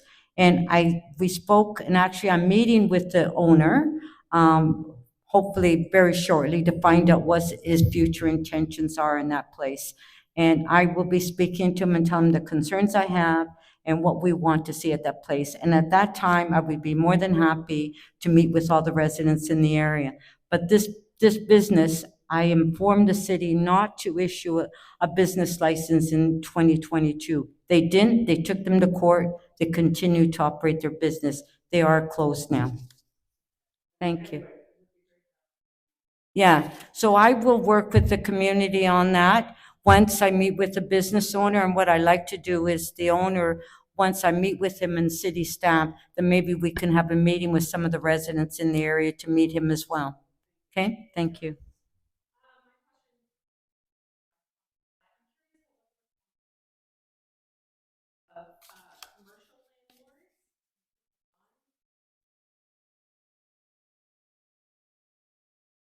And not only community, but also developers that are coming in and interested in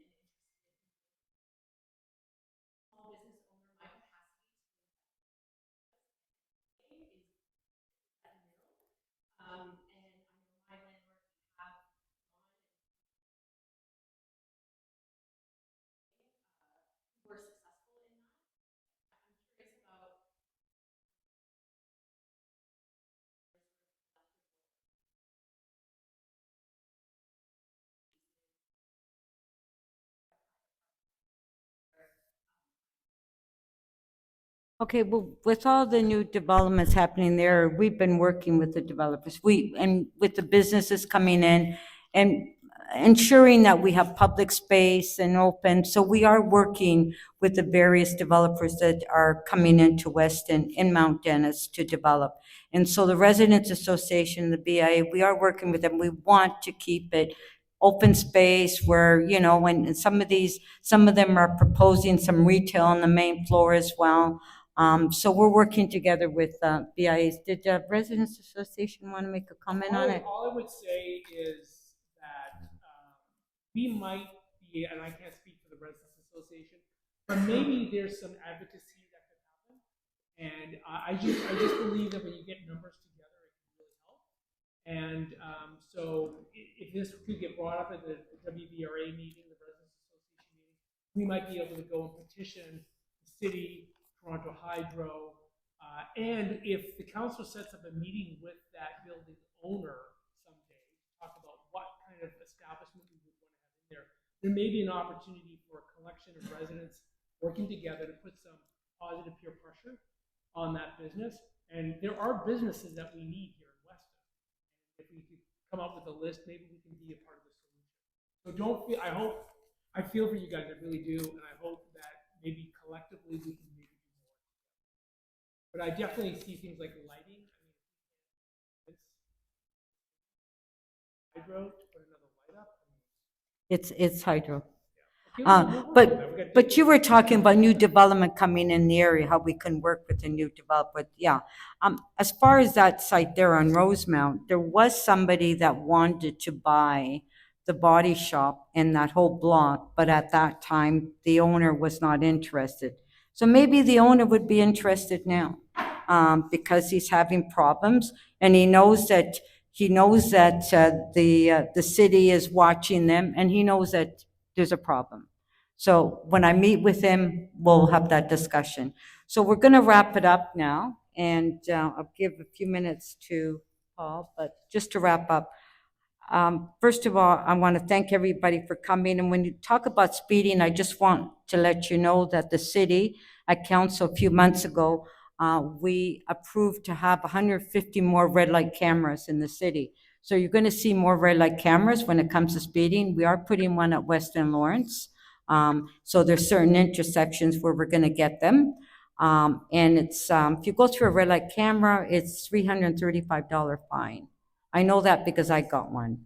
I didn't know there was a red light camera on Dundas, and so you have to watch out. But so, so that's coming, and they're gonna give me locations. I think, do we have the locations where they're gonna go yet? I know Weston Lawrence. There's one at Weston Lawrence. So, and then, as Dave mentioned, Dave Bennett, when he was talking about the lighting and that, like, you just call Toronto Hydro. And then with the sidewalks, 311. But this is where I go back to where we need to work together. It's not just a policing issue. It's our issue. Community, the residents, the businesses, and the police. We have to work together. We can't always blame what's happening on the streets to the police. We have to take responsibility as well. The businesses have to take responsibility. They have to clean in front of their store. They have to clean the litter, wash your windows. We all have to work on it together. And that's how you can make a safer community, is what you see visually. If you walk down the street and you see beautiful and you see nice retail, all clean, no litter, you'll go in and shop. So we all have to be part of it. What I want to say as well is that on May the 6th, here in Weston, from 7 to 9, I'm hosting a safety audit. And the safety audit, the police will be participating, the residents, the businesses, Toronto Hydro will be there, as well as municipal licensing, and we'll be walking on the main street. We're going through the laneways.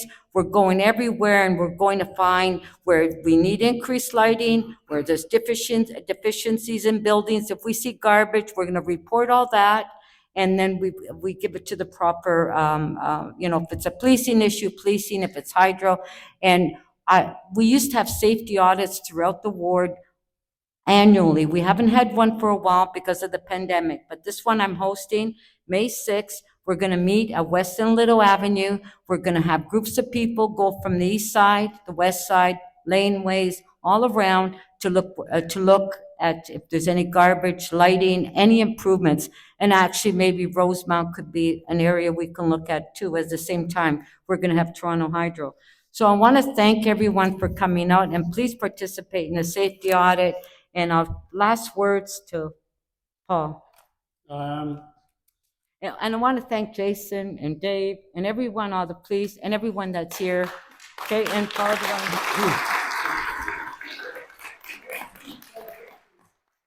Just very quickly, the website, www.torontopolice.on.ca. So www.torontopolice.on.ontario.ca. In there, you can click on Find a Division. All the divisions are listed. When you click on 12 Division, all our names are there. Our telephone numbers are there. Everything is there for you for 12 Division. Again, thank you for coming out. I hope the message tonight was detask us, defund us if you can. I'd be happy with that. Look around in your own little area, wherever you can touch in your life. If you can make that little area of yours safer, better, cleaner, turn on the light, it's going to help make our job a lot easier. Again, thank you for coming out. We're available to you. The men and women are here. They're working right now. We're putting more people on the street to keep you safe, but we really need help. Again, thanks for coming out. We really appreciate it. And thank you to the council in our office for setting this up. Good night. Thank you. And there are police officers, and we'll all be here after the meeting if you have specific questions to ask us. So thank you, and be safe. Thank you.